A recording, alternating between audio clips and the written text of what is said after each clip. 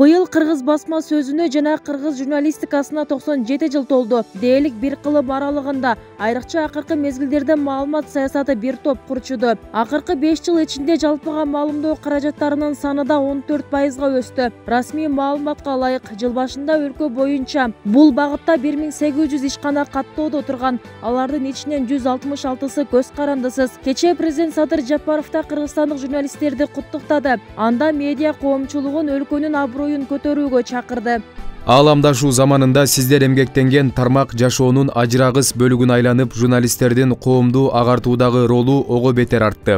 Мындай шартта жалпыга маалымдоо каражаттарынын кызматкерлеринин коом турмушунда болуп жаткан окуяларды чагылдыруудагы жоопкерчилиги дагы күчөйт. Ата бабаларыбыз айтылган сөз атылган ок деп таамай белгилегендей, кыргыз эли үчүн айтылган ар бир сөздүн салмагы, мааниси, таасири өзгөчө. Ал бүгүнкү күндө дагы өз касиетин жоготпой күчүндө турат. Өнүгүүнүн демократиялык жолун тутунган Кыргызстандын коомдук турмушунда болуп жаткан окуялар менен көйгөйлөр ачык айкын чагылдырылмайын өлкөбүздү илгери сүрөө кыйын. Ошондуктан биз айкын коомду куруу максатыбыздан тайбайбыз.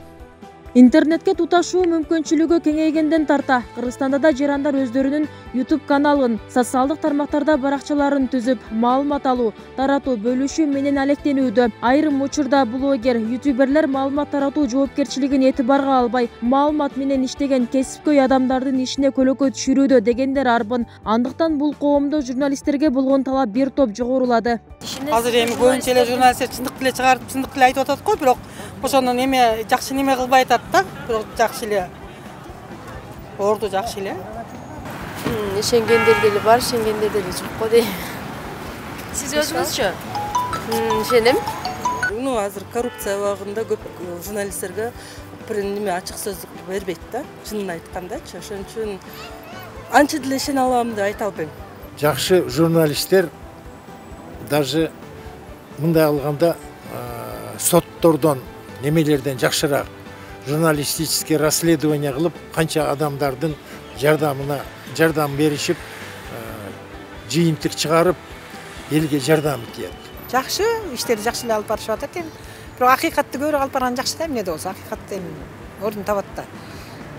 Жогорку кеңешке депутат болууну самагандардын катарын 20дан ашуун журналист да толуктады. Алардын кейбирлери партиялык тизмеде, айрымдары бир мандаттуу округтардан талапкер болуп катталган. Арасында резонанс жараткан иликтөөлөр аркылуу эл оозуна түшкөн кабарчылардан тартып, жеке канал ачып, блогерлик менен алектенип жүргөндөрү да бар. Дүйнөдө жана Кыргызстанда журналисттер депутат болгон, жогорку кызматтарга дайындалган тажрыйба бар, коррупцияга каршы күрөшкөн, элдин кызыкчылыгын көздөгөн иштери менен таанылган журналисттер депутат болуп келсе, сөз эркиндигин бийликтин трибунасынан туруп коргоого салым кошот деген ишеним бар. Ошол эле учурда парламенттин да сапаты жакшырат дешет. Партиялардын көбү ошондой бир белгилүү журналисттерди өзүнүн арасында кошуп алууга кызыктар болду. Себеби ал журналисттерди эл тааныйт. Алардын жанагы таамай айткан сөздөрүн, жанакындай ириңди беракка чыгарып көргөзгөн программаларын көрүп, алардын өңүн, жүзүн, сөзүн эл баалайт деп туруп, мына ошолорду саясатка тартып атат. Журналисттер ошого аралашып атат. Ошон үчүн мен деген кыйын журналисттердин мына азыр шайлоого аттанып аткандыгы бүгүнкү күндө мыйзам ченемдүү көрүнүш. Эки ооз сөздүн башын бириктире албаган депутаттар журналисттерди көрүп, кичине бир эсине келет, тарбияланат.